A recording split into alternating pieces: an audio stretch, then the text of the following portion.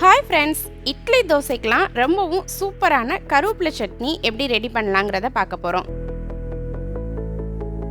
ஒரு கைப்பிடி அளவு கருவேப்பிலை எடுத்து அலசி வச்சுருக்கேன். ஒரு தக்காளி எடுத்து இந்த மாதிரி கட் பண்ணிக்கலாம். சின்ன வெங்காயம் ஒரு கைப்பிடி அளவு உரிச்சு வச்சுக்கலாம்.